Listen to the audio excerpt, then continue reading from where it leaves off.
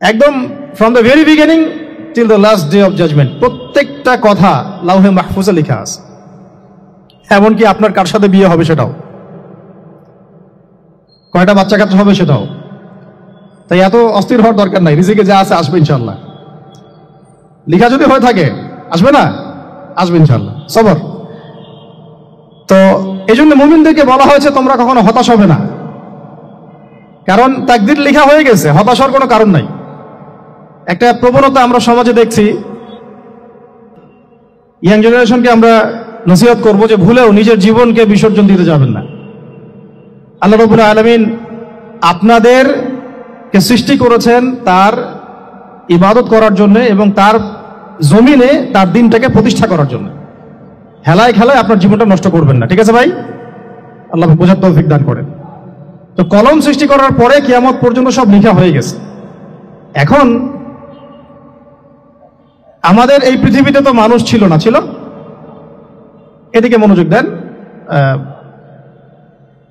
এই পৃথিবীতে কি আগে মানুষ ছিল? এই পৃথিবীতে আগে কি ছিল তাহলে বলেন? হ্যাঁ, মাশাআল্লাহ। এই পৃথিবীতে আগে কি ছিল? এখন ওরা নাই? সবার সাথেই কিন্তু একটা করে আছে, কমপক্ষে কয়টা করে? সবার সাথে কমপক্ষে একটা করে। আর কোন কোন জায়গা আছে যেখানে জিনের বড় বড় আকড়া আছে। পৃথিবীতে যে জায়গাগুলো থেকে ইসলাম বিরোধী অপতৎপরতাগুলো চলে, ওখানে জিনের আকড়া বেশি। আর কথা বুঝতে পারছেন? তো জিন জাতিকে আল্লাহ পাক ধ্বংস করে দিয়েছেন তাদের পাপের কারণে, আল্লাহ দ্রোহিতার কারণে, অবাধ্যতার কারণে। এখন আল্লাহ রাব্বুল আলামিন ইরাদা করলেন পৃথিবীতে আমাদেরকে সৃষ্টি করবেন, মানে মানুষকে সৃষ্টি করবেন। আল্লাহ পাক তার সমস্ত ফেরেশতাদেরকে একত্রিত করলেন। ঘটনাটা কিন্তু খুব ইন্টারেস্টিং।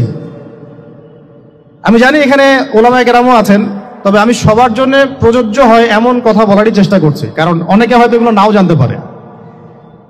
তো আল্লাহ পাকের ভাষায় আমি যদি বলি, আল্লাহ রাব্বুল আলামিন বলছেন, বা'দা আউযু বিল্লাহি মিনাশ শাইতানির রাজীম, ওয়া ইয ক্বালা রাব্বুকা লিল মালায়েকা ইন্নী জাঈলুন ফিল আরদি খলিফা। হে নবী মুহাম্মদ সাল্লাল্লাহু আলাইহি ওয়াসাল্লাম, তুমি স্মরণ করো সেই সময়ের কথা যখন আল্লাহ তোমার রব সমস্ত ফেরেশতাদেরকে ডেকে বলেছিলেন যে ইন্নী জাঈলুন ফিল আরদি খলিফা, আমি জমিনে মানে পৃথিবীতে আমার খলিফা পাঠাতে চাই। কি পাঠাতে চাই? আরো জোরে বলেন। আল্লাহ পাক বলেননি পৃথিবীতে মানুষ পাঠাতে চাই, পৃথিবীতে নতুন কোন মাখলুক পাঠাতে চাই। আমাদেরকে আল্লাহ পাক সম্মানের শব্দে সম্মানিত করেছেন, বিশেষায়িত করেছেন। আমাদেরকে বলেছেন আমরা আল্লাহর খলিফা, আমরা আল্লাহর খলিফা। এখন আমরা আল্লাহর খলিফা, কিন্তু পৃথিবীতে মানুষ খিলাফা শব্দ সহ্য করতে পারে না। হ্যাঁ, কি অদ্ভুত না? এটা কোরআনে কি শেষের দিকে আছে না প্রথম দিকে আছে? সূরা বাকারার একদম শুরুর দিকে 3টা 4টা 5টা পৃষ্ঠা উল্টালে দেখবেন এই একটা আছে। কোরআন তাহলে শুরু থেকে কখনো খুলেও দেখেনি সে ব্যক্তি। প্রমাণ হলো এটা যে খুলেও দেখে নাই, অথবা দেখলেও সে এড়িয়ে গেছে। আল্লাহ পাক আমাদেরকে বললেন যে পৃথিবীতে আমি আমার খলিফা পাঠাতে চাই। তাহলে আদম আলাইহিস সালামকে আল্লাহ পাক মুহাব্বতের শব্দে, সম্মানের শব্দে বিশেষায়িত করলেন কি বলে? সুবহানাল্লাহ, সুবহানাল্লাহ। আর খলিফা কাকে বলে এটা আমি আপনাদেরকে বোঝাচ্ছি একটা দোয়া থেকে। এই যে গাড়িতে করে আমরা বাসা থেকে আসলাম বা যখন কোনো সফরে যাই, আমরা একটা দোয়া পড়ি, সুবহানাল্লাযী সাখখারা লানা হাযা ওয়া মা কুননা লাহু মুকরিনিন ওয়া ইন্না ইলা রাব্বিনা লামুনকালিবুন। এতটুকু তো পড়ি নাকি? ভাই এগুলো পড়তে হবে। বইমেলা এসেছি শুধু লেকচার শোনার জন্য না, ছবি তোলার জন্য না। আজকে জীবনটা পরিবর্তন করার নিয়ত করে যাইতে হবে, ঠিক আছে ভাই? বই প্রকাশ করা, ছাপানো, বিক্রি করা, লেখা, এর চেয়ে বড় কথা আমার জীবনটা ইলমের আলোয় আলোকিত করা। আমি বই লিখলাম ধরেন একটা, আমার মধ্যে সেই আমল নাই, লাভ নাই। লাভ আছে? আমি বই ছাপাইছি 100, 200, 500, 1000, আমি নিজেই আমল করি না, হবে? আগে আমল জরুরি। ইলমের সাথে আমলটা খুব বেশি জরুরি। আলেম তাকেই বলা হয় যে ইলম অনুযায়ী আমল করে। তাহলে আল্লাহ পাক বলেন লিমা তাকুলুনা মা লা তাফআলুন, তোমরা এমন কথা কেন বলো যে আমল নিজেরাই করো না? কাবুরা মাকতান ইনদাল্লাহ আন তাকুলু মা লা তাফআলুন, আল্লাহর কাছে সবচেয়ে গর্হিত একটা অপরাধ তোমরা একটা কথা বলবা কিন্তু আমল করবা না। তো দোয়াটা মুখস্থ করবেন। এই দোয়ার নিচে একটা অংশ আছে, আল্লাহুম্মা আনতা সাহিবু বিস সাফারি, আমার কথাটা শুনেন, খলিফার অর্থটা বুঝেন। অনেকে তো অনেকভাবে ব্যাখ্যা করে আর কি। আল্লাহুম্মা আনতা সাহিবু ফিস সাফারি, আল্লাহ তুমি এই সফরে আমার সাথী। সফরে বের হওয়ার সময় দোয়া পড়ছি আমরা, আল্লাহুম্মা আনতা সাহিবু ফিস সাফারি, আল্লাহ তুমি এই সফরে আমার সাথী।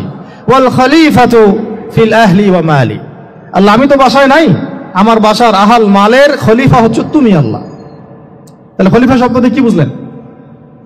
আল্লাহ আমার বাসার আহাল মালের খলিফা মানে কি? আমার স্থলাভিষিক্ত তুমি আল্লাহ, আমি ওখানে নাই বাসায়, আমি সফরে বের হয়ে গেছে, আমার স্ত্রী, আমার সন্তান, আমার মাল, আমার জান, এগুলোর দায়িত্ব তোমার, তুমি খলিফা। কত চমৎকার দোয়া। তাহলে পৃথিবীতে আমি আমার খলিফা পাঠাতে চাচ্ছি, তার অর্থ কি?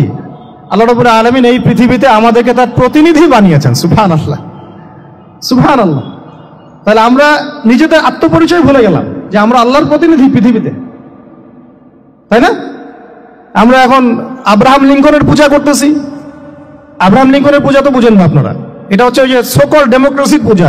আল্লাহ পাক বলছেন ওয়াল্লামা আদামাল আসমাআ কুল্লাহা, আল্লাহ বলছেন আমি আদমকে এই মহাবিশ্বের যত নাম আছে, নাউন্স, ইসম, সব শিক্ষা দিয়েছি। সুবহানাল্লাহ। এই মহাবিশ্বের যত নাম, এখানে ইসম শব্দের অর্থ কিন্তু জ্ঞান।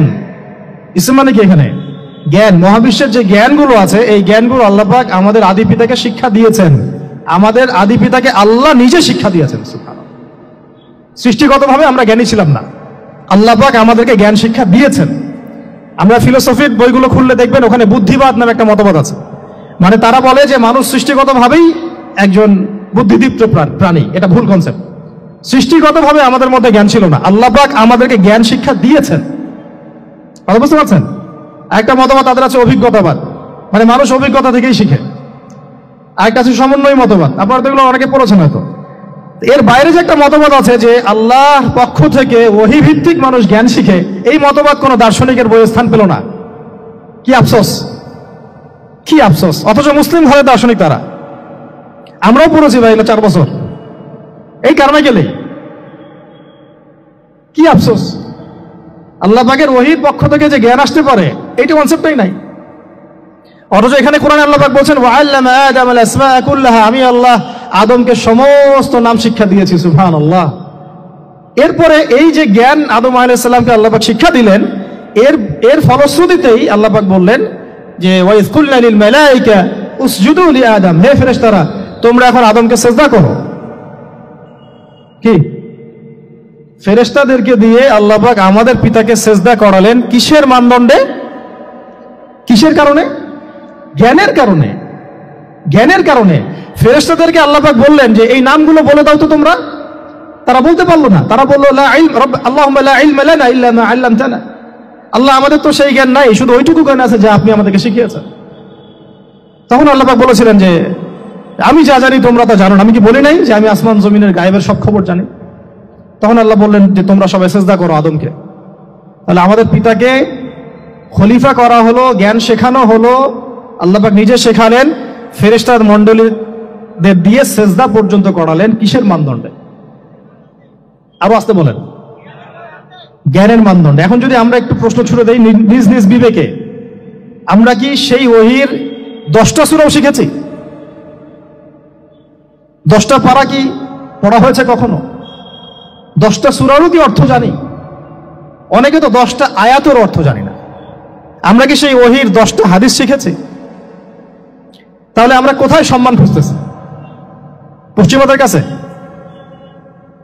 বলেন। সত্যি সবচেয়ে আফসোস লাগে আমার একটা জিনিস, যে মুসলিমরা আমরা এখন আমাদের আত্মপরিচয় ভুলে যাচ্ছি, আর আল্লাহ পাক আমাদেরকে যেখানে সম্মান রেখেছেন ওইখানে সম্মান না খুঁজে আমরা অন্যের দাসত্বের সম্মান খুঁজতেছি। আল্লাহ আমাদেরকে বোঝার তৌফিক দান করেন। এটা অজ্ঞতার কারণে হচ্ছে। আমাদের কাজ তাদেরকে সচেতন করা বা তাদেরকে মেসেজ পৌঁছে দেয়া। আমরা উগ্র পন্থা অবলম্বন করব না, আমরা হিকমার সাথে প্রজ্ঞার সাথে মানুষকে বোঝানোর চেষ্টা করব। এগুলো বোঝানোর অংশ। এখন আচ্ছা আরেকটা কথা আপনাদেরকে বলি, একটা কথা আমি মাঝখানে মিস হয়ে গেছে। এই যে আল্লাহ পাক আমাদেরকে খলিফা করে পাঠিয়েছেন, খলিফার কাজ কি? প্রশ্ন না? আমাদের কাজ কি তাহলে? এই কাজটা আল্লাহ পাক আবার ব্যাখ্যা করেছেন সূরা সদের মধ্যে। কোন সূরায়? সূরা সদ। সদ নামে একটা সূরা আছে। সূরা ইয়াসিনের আগে পরে পাবেন। তো এখানে আল্লাহ পাক আরো একজন নবীকে তার খলিফা বলেছেন, সেই নবীর নাম দাউদ আলাইহিস সালাম। কি নাম? আর দাউদ আলাইহিস সালাম কিন্তু এই জেরুজালেম থেকে, যেখানে এখন ওই জায়নিস্টরা বোম্বিং করে আর কি, নিরীহ মুসলিমদেরকে হত্যা করে বিগত 70 বছর থেকে, ওই জেরুজালেম থেকে কিন্তু দাউদ আলাইহিস সালাম বিশ্ব শাসন করেছিলেন। তার পরবর্তীতে তার সন্তান সুলাইমান আলাইহিস সালামও কিন্তু ওখান থেকেই বিশ্ব শাসন করেছিলেন। আর এখনকার বনু ইসরায়েল দাবিদার এই জায়নিস্টরা, তারাও কিন্তু ওই ফিকিরি করছে, ওখান থেকে তারা বিশ্ব শাসন করতে চায় এবং তারা মনে করে তাদের একজন মাসিহ আসবে, সেই মাসিহ আসলে তারা বিশ্ব শাসন করবে। আমরা সেই মাসিহের নাম জানি মাসিহুদ দাজ্জাল। কি নাম? এই দাজ্জালকে ওরা ওদের সত্য মাসিহ মনে করে, আমরা জানি হচ্ছে মিথ্যা ভণ্ড প্রতারক মাসিহ, অথচ ওরা মনে করে এটা হচ্ছে সত্য মাসিহ। এই জায়গায় তারা ধোঁকা খাচ্ছে। অথচ সত্য মাসিহ হচ্ছেন ঈসা আলাইহিস সালাম, যিনি আবার শেষ জামানায় আসবেন এবং তার হাতেই এই মাসিহুদ দাজ্জাল মারা যাবে এবং তারপরে পুরো বিশ্বে আবার ওই খিলাফা কায়েম হবে, ওই যে খলিফা, ওটা সারা বিশ্বে কায়েম হবে। এই টাউন হলও বাদ যাবে না ইনশাআল্লাহ। এটা মানুষ মানতে চাচ্ছে না, কিন্তু মানুষ না মানলে কি, আল্লাহ পাকের নকশায় সব আঁকা আছে কখন কি হবে। কে কে কল্পনা করেছিল যে আজকে আপনারা বসে এখানে দিনের আলোচনা করবেন? হ্যাঁ, কল্পনা করা যায় তো? যে শব্দগুলো আপনারা বলছেন এগুলো বললেই তো নাই, গায়েব। এখন বলছেন, কেউ কি কল্পনা করেছিল যে হঠাৎ করে এমন একটা সময় চলে আসতে পারে? কেউ কিন্তু কল্পনা করেনি, আল্লাহ পাকের নকশায় ছিল। এখানে আমাদের একটা আফসোসের কথা, এখানে মাস্টারমাইন্ড আল্লাহ রাব্বুল আলামিন। প্রকৃত মাস্টারমাইন্ড কে? আমরা ক্রেডিট নেওয়ার প্রতিযোগিতায় ব্যস্ত হয়ে আছি এখন, কার কত ক্রেডিট নেওয়া যায়। এখানে একক ক্রেডিট পাওয়ার যোগ্য কেউ না, সমস্ত ক্রেডিট কার? আল্লাহ রাব্বুল আলামিন। এটা আল্লাহর সাথে গাদ্দারি করতে যায় না, তাহলে ভুলে যান। কারণ আমি বারবার বলেছি আপনাদেরকে, কোরআন থেকে একটা শিক্ষা আমরা শিখেছি, একটা কওম যখন মাজলুম থাকে, দুর্বল মাজলুম জুলুমের শিকার হচ্ছে, আল্লাহ পাক সেই কওমটাকে বাঁচান, কোনো না কোনো একজন ত্রাণকর্তাকে পাঠান, কোনো একটা সূরতে আল্লাহ পাক সেই কওমকে বাঁচায় দেন। আবার যদি এই নিয়ামতটা পাওয়ার পরে ওই কওম আবার এই জুলুম শুরু করে, আবার আল্লাহ দ্রোহিতা শুরু করে, আল্লাহ পাক তার চেয়ে বড় জালেম চাপাই দিবে। কথা বুঝতে পারছেন? আল্লাহর সাথে গাদ্দারি করতে চাই না, আল্লাহ পাক আমাদেরকে বোঝার তৌফিক দান করেন। এখন খলিফার কাজটা কোথায় পাবেন? কোন সূরায় ভাই বলেন? সূরা সাদে আল্লাহ পাক দাউদ আলাইহিস সালামকে খলিফা সম্বোধন করে বলছেন, ইয়া দাউদ, কি চমৎকার আহ্বান, ইয়া দাউদ, হে দাউদ, ইন্না জাআলনাকা খলিফাতান ফিল আরদ, দেখো আমি আল্লাহ তোমাকে পৃথিবীতে খলিফা করেছি। কি করেছি? খলিফা করেছে। তোমার কাজ কি শোনো, ফাহকুম বাইনান নাসি বিল হক, বোঝার চেষ্টা করেন একজন খলিফার কাজ কি। খলিফা মানে আল্লাহর প্রতিনিধি, জমিনে যে দায়িত্বশীল, অন্য মানুষের উপরে যে দায়িত্বশীল, তার কাজ ফাহকুম বাইনান নাসি বিল হক, মানুষের মাঝে ন্যায় বিচার প্রতিষ্ঠা করবে, এটা তোমার কাজ। তাহলে এখন যারা আমরা এই জায়গায় আছি বা ভবিষ্যতে আসবো, আরো কাল আগাতে থাকবে, সময় আগাতে থাকবে, নতুন নতুন নেতৃত্ব আসবে, সবার ফাংশন একটাই, ফাহকুম বাইনান নাসি বিল হক। আমাদের কাজ হবে মানুষের মাঝখানে কি করা? ন্যায় বিচার, বিচার ফয়সালার ক্ষেত্রে ইনসাফ করা, ন্যায় বিচার করা। তো ন্যায় বিচার তো এখন জাদুঘরে আছে নাকি? হ্যাঁ, কোন কোন ক্ষেত্রে আমরা চাই না যে ন্যায় বিচার জাদুঘরে যাক, আমরা চাই আবারও ন্যায় এবং সাম্যের সমাজ প্রতিষ্ঠা হোক। ইনশাআল্লাহ এরপর থেকে আমরা কোনো অন্যায় সহ্য করব না, ইনশাআল্লাহ এরপর থেকে আমরা কোনো জল্লাদতন্ত্র কায়েম করতে দিব না, আমাদের যা আছে তাই নিয়ে প্রতিবাদ হবে ইনশাআল্লাহ। কারণ এখনকার প্রজন্ম প্রতিবাদের ভাষা বুঝে। এখন যদি আপনারা আবার সেই প্রাচীন জুলুমের তন্ত্রে মন্ত্রে ফিরে যান, তাহলে আল্লাহর গজব চলে আসবে, বড় গজব। তো খলিফার কাজ কি ভাই? কি কাজ বললাম বলেন? মানুষের মাঝখানে ন্যায় বিচার প্রতিষ্ঠা করা। আচ্ছা, আরো আছে, আরো আছে, আয়াত শেষ হয় নাই। আল্লাহ পাক বলছেন, ওয়ালা তাত্তাবিউল হাওয়া, ন্যায় বিচার করতে গিয়ে নিজের দাসত্ব মানে প্রবৃত্তির অনুসরণ করো না। ন্যায় বিচার করতে গিয়ে নিজের প্রবৃত্তির অনুসরণ করো না, মন গড়া বিধানের অনুসরণ করো না। আমার মামা, আমার চাচা, আমার খালু পার করে দিও না। প্রবৃত্তির অনুসরণ মানে কি? মন যাচাই তাই করো না। ন্যায় বিচার করতে গিয়ে আল্লাহ পাকের বিধান মেনে চলো। কারণ সূরা মাইদাতে আল্লাহ পাক বলেছেন, আয়াত নাম্বার 44, 45, 47-এ, ওয়ামান লাম ইয়াহকুম বিমা আনজালাল্লাহ ফাউলাইকা হুমুল কাফিরুন, যারা আল্লাহ পাকের হুকুম অনুযায়ী বিচার ফয়সালা করে না, তারা কাফির। 45-এ গিয়ে আল্লাহ বলছেন ওয়ামান লাম ইয়াহকুম বিমা আনজালাল্লাহ ফাউলাইকা হুমুল ফাসিকুন, যারা আল্লাহ পাকের বিধান অনুযায়ী বিচার ফয়সালা করে না এরা ফাসিক, পাপাচারী। 47 নম্বর আয়াতে গিয়ে আবার বলছেন ওয়ামান লাম ইয়াহকুম বিমা আনজালাল্লাহ ফাউলাইকা হুমুজ জালিমুন, যারা আল্লাহর হুকুম বিধান অনুযায়ী বিচার ফয়সালা করে না এরা জালেম। তো কাফেরও বলেছেন আল্লাহ, ফাসিকও বলেছেন, জালেমও বলেছেন। তাহলে বিচার ফয়সালা করার ক্ষেত্রে আল্লাহ পাকের বিধানকে সর্বোচ্চ অগ্রাধিকার দিতে হবে, নিজের প্রবৃত্তির অনুসরণ করা যাবে না। যদি করে তাহলে কি হবে? ইউদিল্লাকা আন সাবিলিল্লাহ, তাহলে এটা তোমাকে আল্লাহর রাস্তা থেকে সরায় নিয়ে যাবে। এর ফলে কি হবে জেনে রেখো, ইন্নাল্লাযীনা ইউদিল্লুনা আন সাবিলিল্লাহ লাহুম আযাবুন শাদীদ বিমা নাসু ইয়াউমাল হিসাব। এটা পরের আয়াত।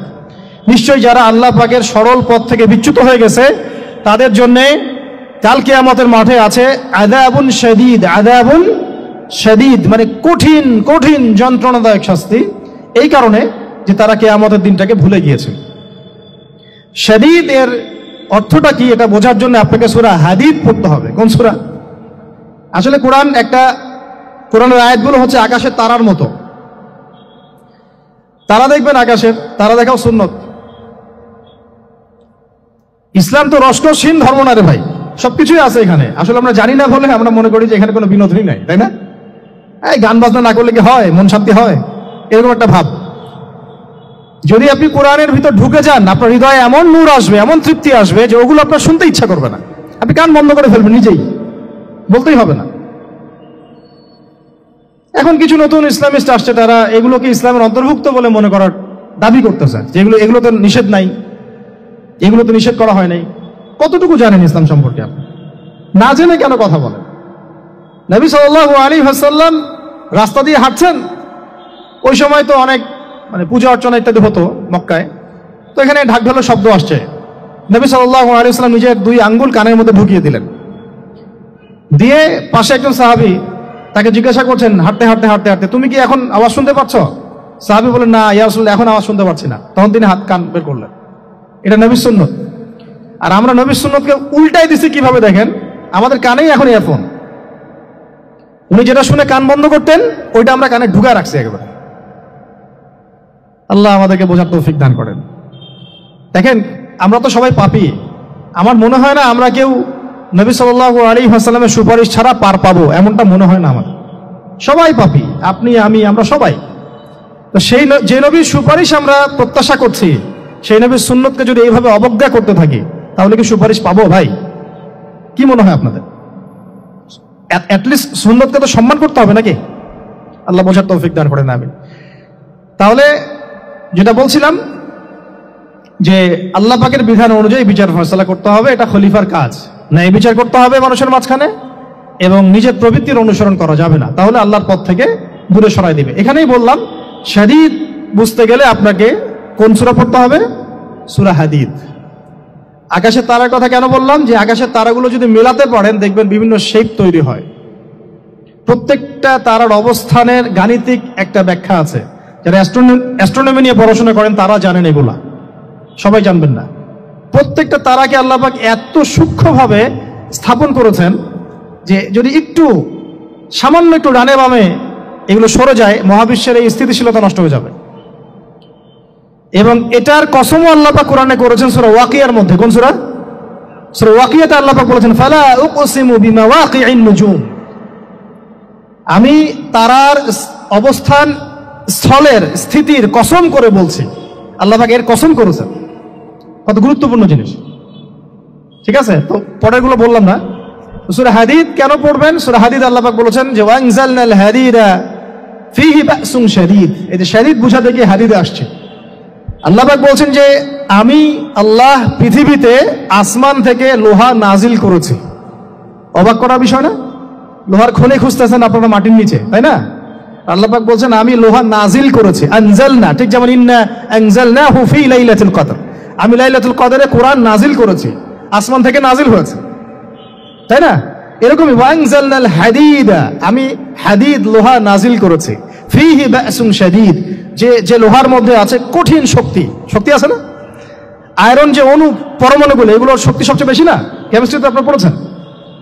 তাহলে এখন আল্লাহ পাক বলছেন কিয়ামতের দিন তাদের জন্য আযাবুন শাদীদ, যারা আল্লাহ পাকের খলিফার দায়িত্ব পালন করবে না, যারা খলিফার দায়িত্ব পেয়েও ন্যায় বিচার করবে না, ইনসাফ করবে না, প্রবৃত্তির অনুসরণ করবে, ঠিক আছে, আল্লাহর পথ থেকে বিচ্যুত হয়ে যাবে, তাদের জন্য কিয়ামতের মাঠে এই শাস্তি আছে।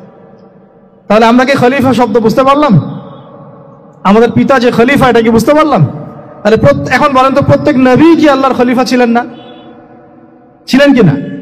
প্রত্যেক নবী কি আল্লাহর বিধান দিয়ে বিচার ফয়সালা করেন নাই? মানুষের মাঝখানে ইনসাফ করেন নাই? ন্যায় বিচার প্রতিষ্ঠা করেন নাই? এরপরে সাহাবায়ে কেরামের যুগে তারা কি ন্যায় বিচার প্রতিষ্ঠা করেন নাই? তাহলে হঠাৎ করে কি হলো বিশ্ববাসীর মধ্যে যে একেবারে কোরআন হাদিস এর মৌলিক বিষয়গুলো এগুলো সব পাশ কাটিয়ে আমরা মানব রচিত বিধানগুলোর দিকে চলে গেলাম? রহস্যজনক না বিষয়টা? এটা হচ্ছে দাজ্জালীয় একটা শাসন আসতেছে সামনে। দাজ্জাল নিজেকে খোদা বলে দাবি করবে, সে সমস্ত মানব জাতিকে বুঝাবে যে সেই খোদা, নাউযুবিল্লাহ। সে অনেক ভেলকি দেখাবে, মানুষকে তার দিকে টেনে নিয়ে আসবে, এমনকি সে এক হাতে জান্নাত এক হাতে জাহান্নাম নিয়ে ঘুরবে। নবীজি বলেছেন, যে তার জান্নাতে প্রবেশ করবে ওটাই তার জাহান্নাম, আর যে তার জাহান্নামে প্রবেশ করবে সেটাই হচ্ছে জান্নাত। তাহলে পুরো বিশ্ববাসীকে আল্লাহ থেকে দূরে সরিয়ে একটা গডলেস ওয়ার্ল্ডে রূপান্তরিত করার একটা তৎপরতা চলছে, লক্ষ্য করতেছেন না? এটা মূলত আপকামিং যে দাজ্জালীয় সভ্যতার ভবিষ্যৎবাণী নবীজি করেছেন, এই দিকেই ওয়ার্ল্ড যাচ্ছে, আস্তে আস্তে আস্তে আস্তে ওই দিকে যাচ্ছে। তবে নবীজি এটাও বলেছেন সাল্লাল্লাহু আলাইহি ওয়াসাল্লাম যে আমার উম্মতের মধ্যে একটা তাইফা, একটা দল, কিছু মানুষ সব সময় হকের উপর অটল থাকবে ইনশাআল্লাহ, কিন্তু তাদের সংখ্যা হবে খুব কম। এখন আমাকে আপনারাই বলেন যে ওই হকের উপর অটল থাকতে হলে আমার সেই জ্ঞান লাগবে কি লাগবে না? বলেন। যেই জ্ঞান আমাদের পিতাকে শেখানো হয়েছে, দেখবেন প্রত্যেকটা মানুষের মধ্যে কিছু প্রতিভা আছে, সৃজনশীলতা আছে, আছে না? একটা বুদ্ধিদীপ্ত একটা তাড়না মানুষের ভিতরে কাজ করে। এটা কোত্থেকে আসছে জানেন? আমাদের পিতার ডিএনএ থেকে আসছে। আমাদের পিতার ডিএনএ থেকে, আমরা কিন্তু সবাই তার সন্তান। এরপরে পৃথিবীতে মানুষ পাপাচারে যখন লিপ্ত হলো প্রচন্ড রকম, তখন নূহ আলাইহিস সালামকে আল্লাহ পাক পাঠান, এবং তিনি প্রায় 950 বছর দাওয়াতের কাজ করলেন, 40টা বা 80টা পরিবার ইসলাম কবুল করলো। তখন আল্লাহ পাক এই মুমিনদেরকে বাদ দিয়ে সবাইকে গারদ করে দিলেন, ধ্বংস করে দিলেন।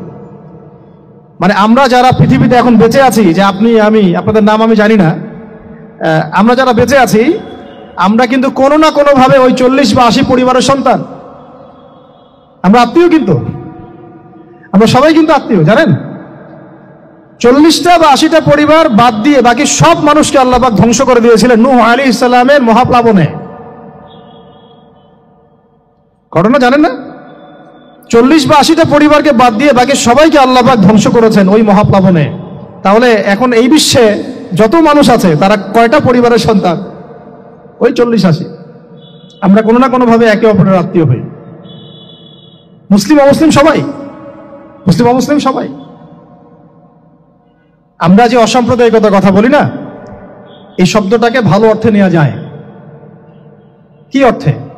অন্যান্য ধর্মাবলম্বী মানুষ যারা, তারা তাদের ধর্ম স্বাধীনভাবে পালন করবে, কোনো সমস্যা নাই, আমরা তাদের এই কাজে বাধা দিতে যাব না। একইভাবে আমরা আমাদের ধর্ম স্বাধীনভাবে পালন করব, তারা এখানে কোনো বাধা দিতে পারবে না। সিম্পল। তারা তাদের উৎসব তাদের মতো পালন করবে, আমরা আমাদের উৎসব আমাদের মতো পালন করব। না আমি মূর্তি পাহারা দিতে যাব, আর না আমি মূর্তি ভাঙতে যাব। সিম্পল। আমি পাহারাও দিতে যাব না, ভাঙতেও যাব। সিম্পল। আমরা কি কুরবানিতে তাদেরকে বলতে পারবো ভাই আসেন আমার বাসায় দাওয়াত খান? এটা হয় কখনো? লাকুম দীনুকুম ওয়ালিয়া দিন, আপনাদের দিন আপনাদের, আমাদের দিন আমার। সিম্পল। এই অর্থ ঠিক আছে, কিন্তু সব ধর্ম মিলে যে নতুন ধর্ম বানানোর চেষ্টা করা হচ্ছে বাংলাদেশে, এটা ঠিক নাই। এটা শুভঙ্করের ফাঁকি। সব ধর্ম মিলে নতুন ধর্ম করার কোনো সুযোগ নাই। আমরা সবাই এক পরিবারের সন্তান। এখন আমাকে বলেন, নূহ আলাইহিস সালামের একটা ছেলে ছিল, নাম জানেন? কি নাম বলেন? কে? না না, মাশাআল্লাহ। কয় ছেলে ছিল তার? হ্যাঁ, না, মূলত 4জন সন্তান থেকে বড় বড় 4টা গোত্র সৃষ্টি হয়েছে। শাম এক সন্তানের নাম কি? এটাকে কেন্দ্র করে এই যে কন্টিনেন্টে, পুরো আরাবিয়ান কন্টিনেন্টে যত মানুষ তার বংশধর, ঠিক আছে? হাম, একটা সন্তানের নাম হাম। এখান থেকে আফ্রিকার যে কালো কালো মানুষগুলো সব তাদের বংশধর। একটা হচ্ছে ইয়াফাস, ওই ইউরোপিয়ান যারা সাদা চামড়া, সব এদের বংশধর। আরেকটা যে কেনান। এই ছেলেটা কি বলেছিল, বাবা ডাকছে নৌকায় আসো তাড়াতাড়ি, নৌকায় আসো তাড়াতাড়ি, না হলে আজকে আল্লাহ পাক আযাব দিয়ে ধ্বংস করে দিবেন। সে নবীর সন্তান হওয়ার পরেও আল্লাহ প্রদত্ত ওহীর জ্ঞানকে মূল্যায়ন না করার কারণে ধ্বংস হয়ে গেল। আর ওই 40টা বা 80টা পরিবার নাজাত পেল কিভাবে? আল্লাহর পক্ষ থেকে নাজিলকৃত ওহীর জ্ঞানকে প্রাধান্য দিয়ে আনুগত্য করে। তাহলে কোন জ্ঞানকে আমরা প্রাধান্য দিব ভাই? আমি বলছি না যে আমরা দুনিয়াবী জ্ঞানগুলোকে শিখবো না, ওই প্রসঙ্গে আমি একটু পরে আসছি যে আমরা শিখবো এবং কিভাবে শিখবো, কতটুকু শিখবো। আগে এই অংশটুকু শেষ করি। ঠিক একইভাবে আপনারা কি আদ জাতির নাম জানেন? আদ, সামুদ। ওই যে সৌদি আরব এখন যেখানে লাইন বানাচ্ছে, লাইন প্রজেক্ট, ওই আল-ওলা বলে, আল-ওলা লাইন প্রজেক্ট বানাচ্ছে দেখবেন অনলাইনে। ওই জায়গা দিয়ে নবী সাল্লাল্লাহু আলাইহি ওয়াসাল্লাম তাবুক যুদ্ধের সময় গিয়েছিলেন।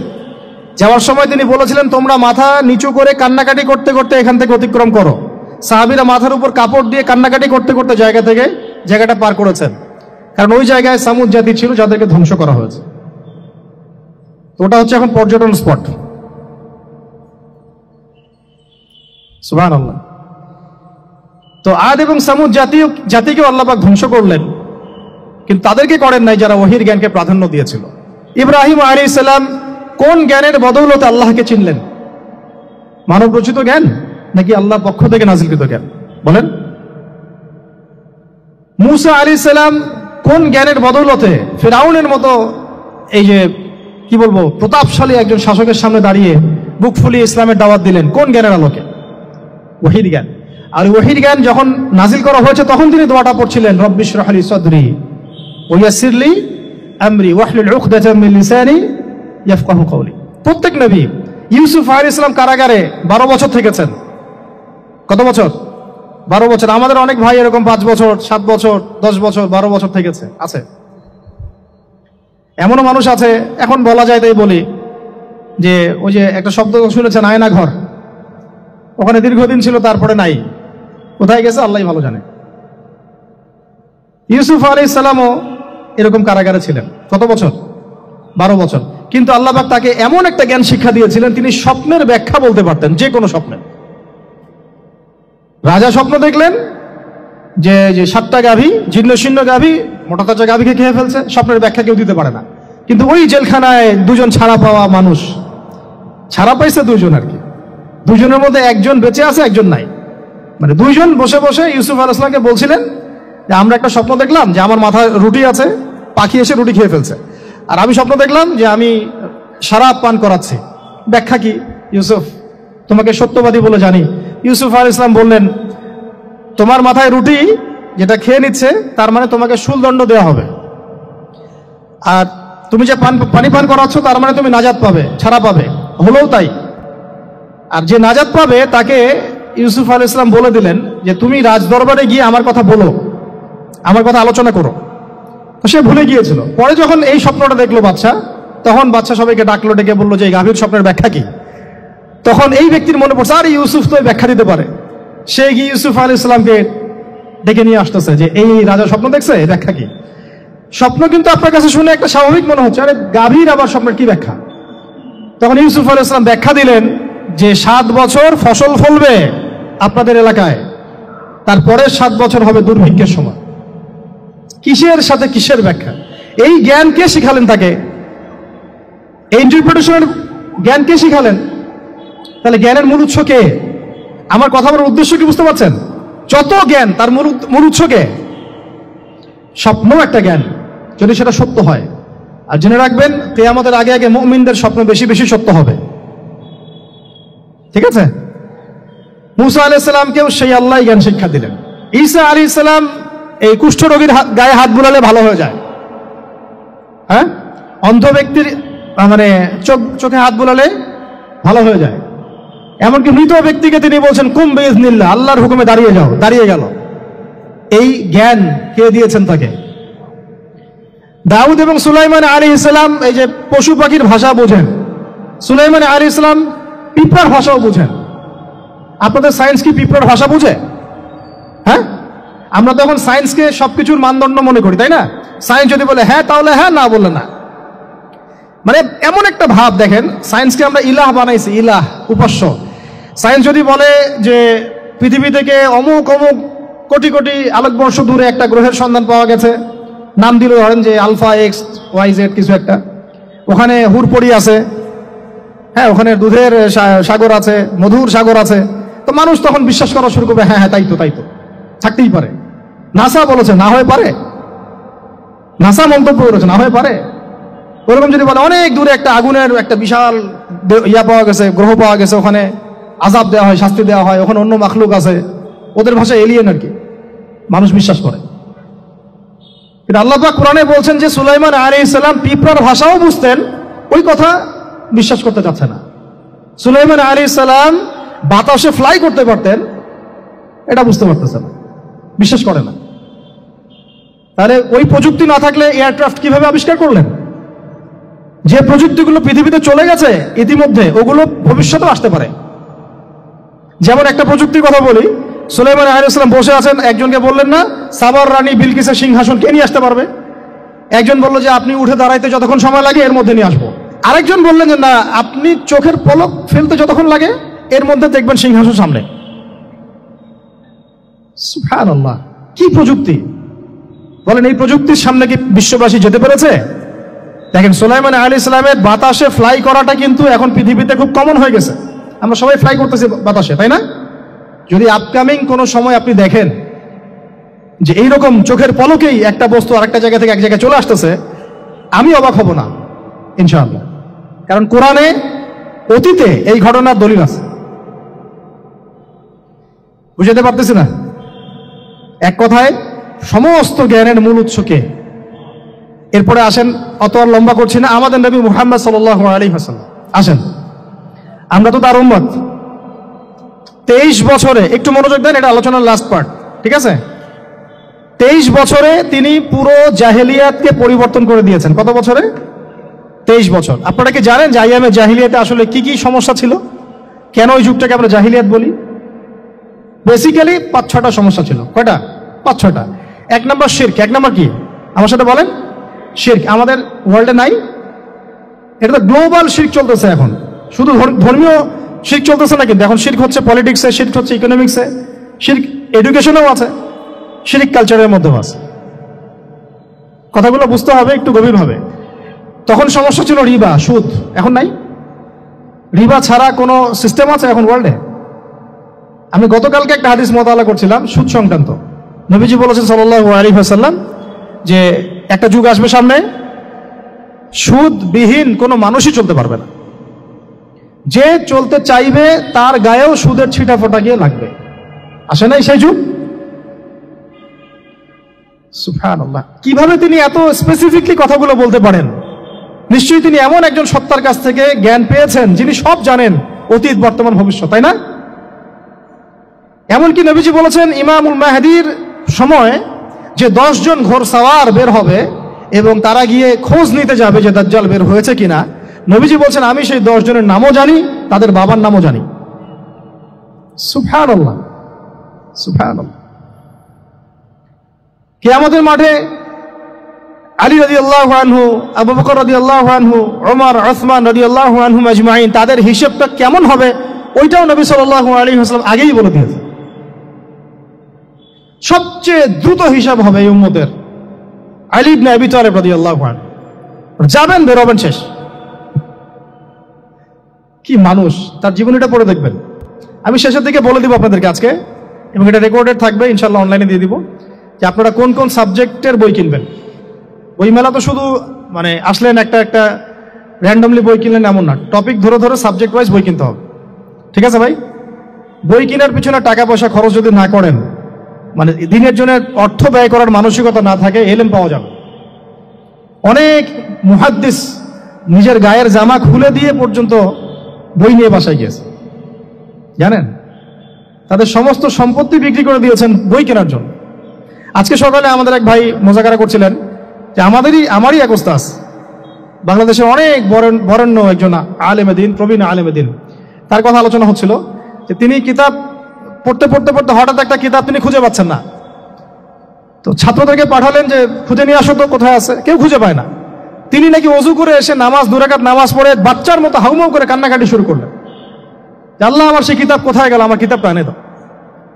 তলাবুল ইলম কাকে বলে দেখেন, ইলমের তালেব, ইলমের ছাত্র কাকে বলে? এই যে ইলমের ছাত্র, আমরা কি ছাত্র হইতে পারছি? একটা বইয়ের দাম যদি দেখি 100 টাকা, বাস আমাদের গায়ে লাগে। 100 টাকা দিয়ে তো আপনার গার্লফ্রেন্ডকে নিয়ে বসতে গায়ে লাগে না, বসলে তো 500 টাকা চলে যায়। জিনা থেকে বাঁচতে না পারলে কলবে আল্লাহ নূর আসবে না। আল্লাহ পাক আমাদের কথাগুলো বোঝার তৌফিক দান করেন, আমিন। জিনা, আবার বলছি, জিনা থেকে বাঁচতে হবে, অন্যথায় কলবে নূর আসবে না। আল্লাহ পাক আমাদেরকে বোঝার তৌফিক দান করেন, আমিন। কোথায় ছিলাম ভাই? বলেন। 1 নাম্বার কি ছিল? শিরক। 2 নাম্বার রিবা, সুদ। ওইটা বলতে গিয়ে হাদিসটা কথা বলেছিলাম। এই সুদটা কি এখন বেশি না কম? এখন সুদ মানুষ খাচ্ছে, যুক্তিও দিচ্ছে যে এই যুগে এখন সুদ না খাইলে কি চলে? একদিন একটা মসজিদে বয়ান করছিলাম, তো মসজিদে বয়ানের মাঝখানে একজন দাঁড়ায় গেল, দাঁড়ায় আমাকে বলছে যে ওস্তাদ হুজুর, বুঝলাম আপনার সব কথা ঠিক আছে, এখন আমার 1 লাখ টাকা ধার লাগবে, আমি কোত্থেকে নিব? বলেন, আসলে উত্তর দিবেন কি? হ্যাঁ, সুদের ক্ষতিকর বিষয়গুলো যেমন বলতে হবে, সুদবিহীন ব্যাংকিং সিস্টেম এবং অর্থনৈতিক ব্যবস্থাও তো চালু করতে হবে। সেটা কি? সেটা হচ্ছে যাকাত। সেটা কি? যাকাত, সাদাকা এবং কর্জে হাসানা। এগুলো তো চালু করছি না আমরা। আমরা শুধু কথা বলছি তাত্ত্বিক যে সুদ হারাম। আমিও তো অনেক জায়গায় বলছি, কারণ বলতে হচ্ছে, নাহলে আপনার জানাতে তো হবে। সুদের পাপের সবচেয়ে নিম্ন শাখা হচ্ছে মায়ের সাথে জিনা করা, সর্বোচ্চ শাখা হচ্ছে আল্লাহ এবং তার রাসূলের সাথে যুদ্ধ করা। একটা হাদিস বুখারীতে এরকমও আসছে, বুখারীতে কি তিরমিজিতে, আমি রেফারেন্সটা ভুলে যাচ্ছি, তবে হাদিসটা সহিহ। নবী সাল্লাল্লাহু আলাইহি ওয়াসাল্লাম বলেছেন, যে ব্যক্তি 1 দিরহাম সুদ খায় সে যেন 36 বার জিনা করল। আর আপনারা তো জানেন, এটা আমার বলার দরকার নাই। 4 শ্রেণীর মানুষকে নবী অভিশাপ দিয়েছেন, যে নিজে খায়, তারপরে যে সুদ দেয়, যে লিখে রাখে, যে সাক্ষী থাকে। তা আমি বলতে যাচ্ছি, আইয়ামে জাহিলিয়াতে এই সুদটা ছিল, আমাদের এই বর্তমান ওয়ার্ল্ড অ্যাফেয়ার্সে নাই। বাংলাদেশ একটা কান্ট্রি হিসেবে চিন্তা করবেন না, আপনি গ্লোবালি চিন্তা করবেন। কারণ এখন একটা দেশ স্বতন্ত্রভাবে চলতে পারে না, ওয়ার্ল্ড ব্যাংকের সাথে আপনাকে ডিল করতে হবে, IMF এর সাথে। আমি যদি প্রেসিডেন্ট হই, তাও আমাকে করতে হবে, আপনি হলে আপনাকে করতে হবে।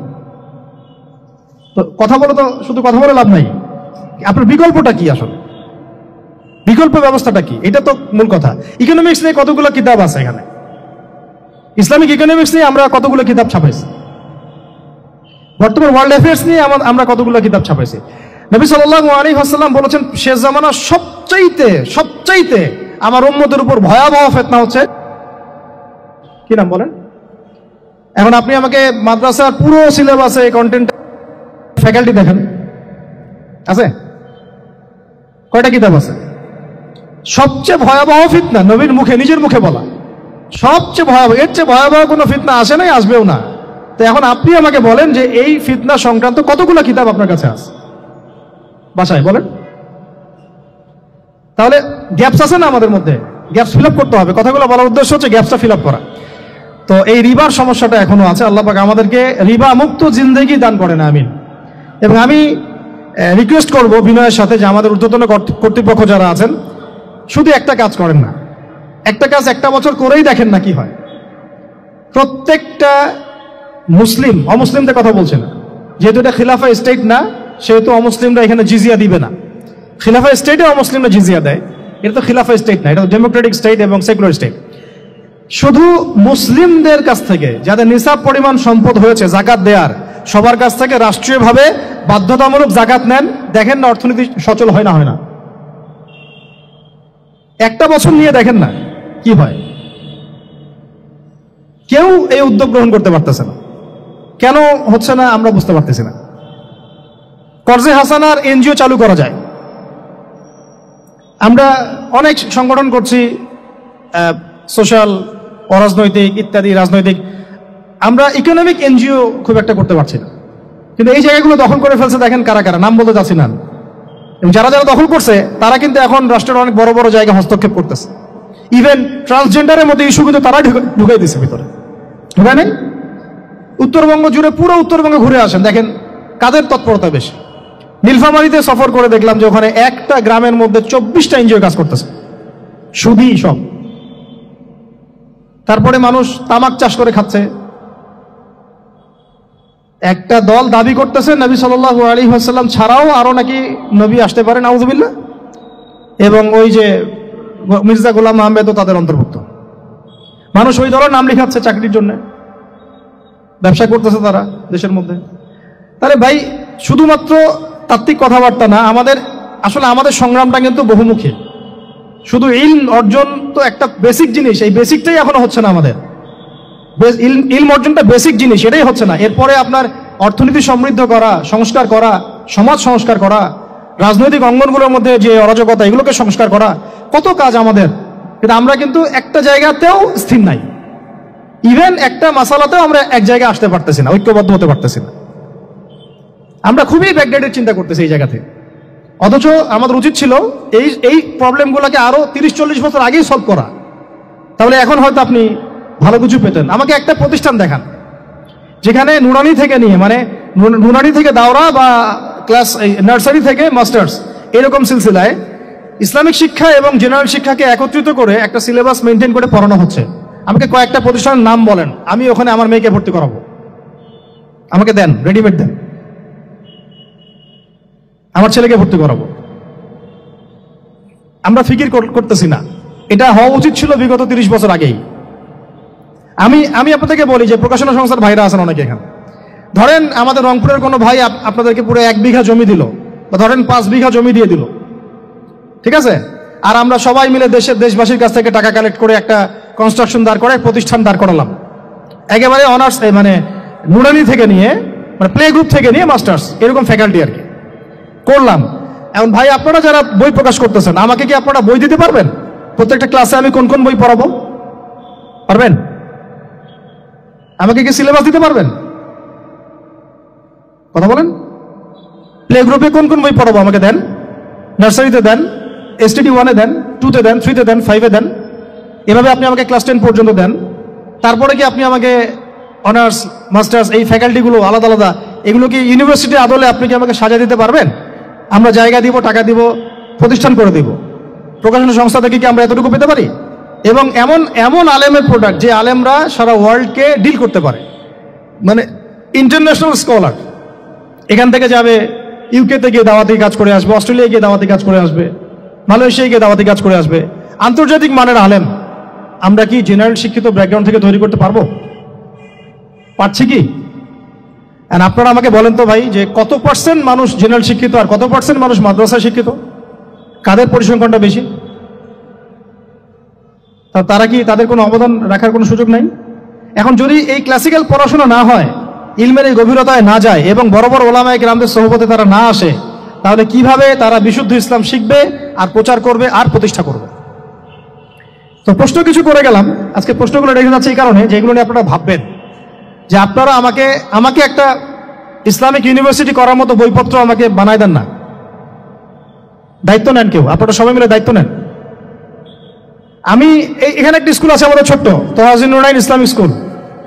এই স্কুল আমরা করেছি প্লে, নার্সারি, কেজি 1, 2, 3, 4, 5, এতটুকু। ট্রাইলিঙ্গুয়াল, মানে Bangla medium, English version, medium না, ইংলিশ ভার্সন আর অ্যারাবিক।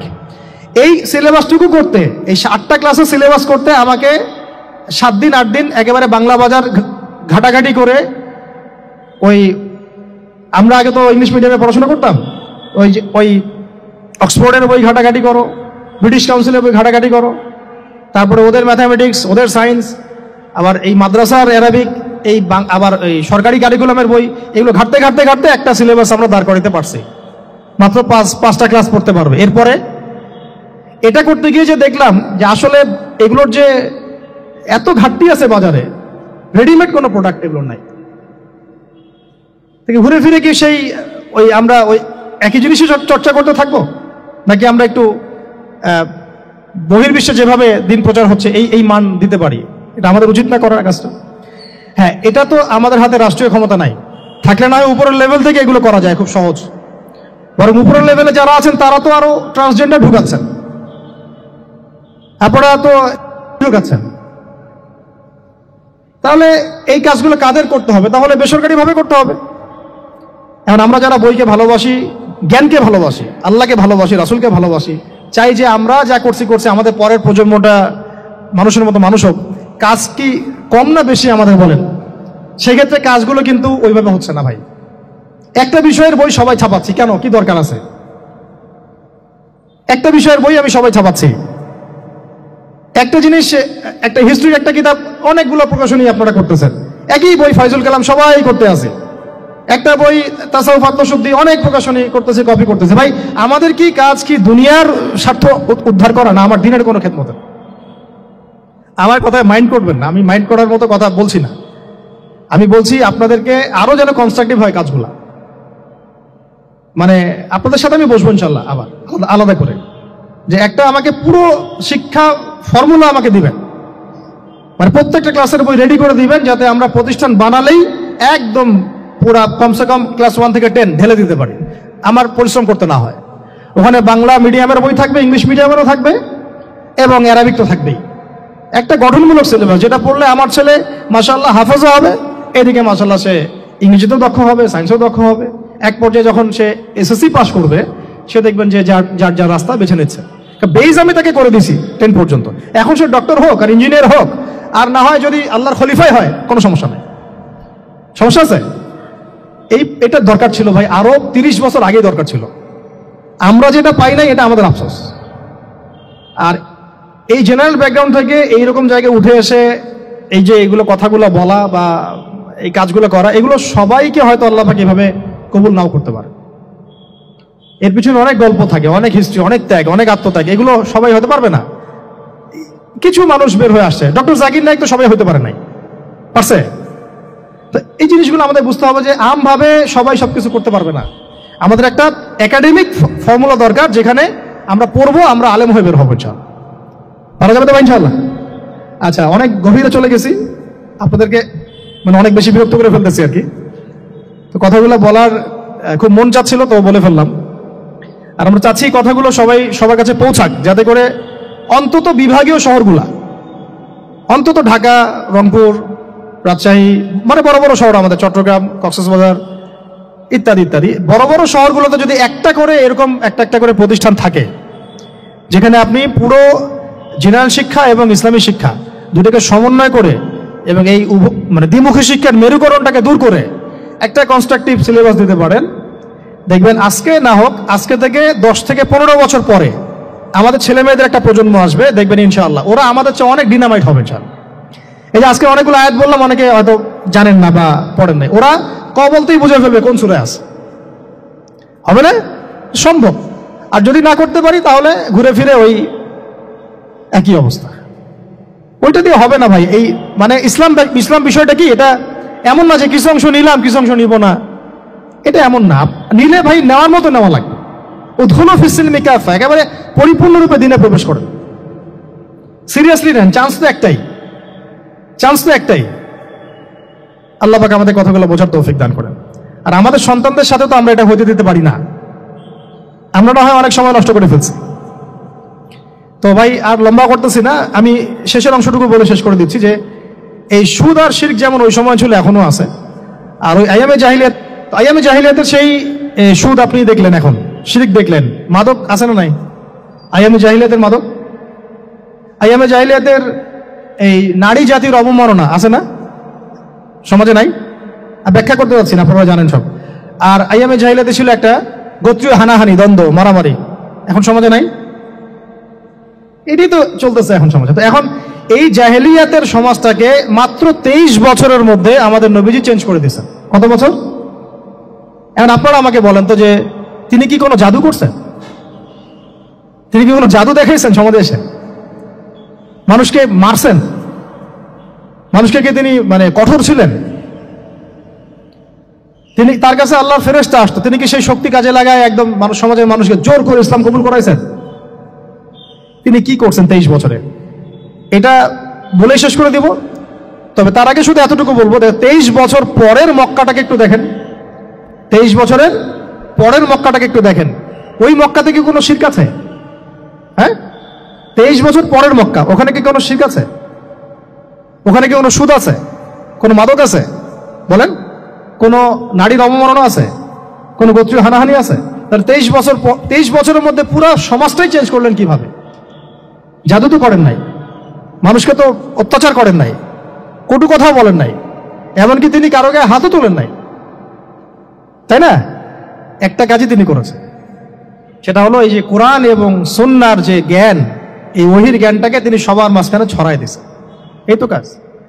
তারপরে সেই জ্ঞান যখন মানুষ শিখেছে, তার উপরে আমল করেছে, এবং সেই জ্ঞান এর উৎস আল্লাহ রাব্বুল আলামিন তার কাছে আত্মসমর্পণ করেছে, নবীর কাছ থেকে আত্মশুদ্ধি অর্জন করেছে, এবং হালাল খেয়েছে, পরিবার গঠন করেছে, প্রজন্মকে তৈরি করেছে, সৎ কাজে আদেশ করেছেন, অসৎ কাজে নিষেধ করেছেন, প্রয়োজনে কখনো হিজরত করেছেন, কখনো মার খেয়েছেন, কখনো সবর করেছেন, কখনো বা জিহাদও করেছেন। এভাবে আস্তে আস্তে পুরো আরবের মধ্যে দিনটা প্রতিষ্ঠা হয়ে গেল। তাহলে মূল উৎসটা কি ছিল? জ্ঞান। মূল উৎসটা কি ছিল বলেন? জ্ঞান। আর এই জ্ঞানটার চর্চাই আমাদের সবাইকে করতে হবে। আল্লাহ পাক আমাদেরকে তৌফিক দান করে নেয়। এর চর্চা করতে গেলে আমাদের সমাজে এখন দুটো রাস্তা, এর বাইরে আপনি কোনো রাস্তা দেখবেন না, হয় মাদ্রাসা ব্যাকগ্রাউন্ড অথবা জেনারেল ব্যাকগ্রাউন্ড, এই তো। সমন্বিত কোনো প্রচেষ্টা খুব বেশি দেখা যাচ্ছে না। আজকে আবার কথা বলার মধ্যে একটা অন্যতম একটা গুরুত্বপূর্ণ পার্ট হচ্ছে সমন্বিত প্রচেষ্টা এখন থেকে নেওয়া উচিত। এতে আপনারা এগ্রি করেন না করেন না? যদি এগ্রি করেন তাহলে প্রত্যেকটা জায়গায় এরকম কিছু কিছু প্রতিষ্ঠান গড়ে তোলার চেষ্টা করেন।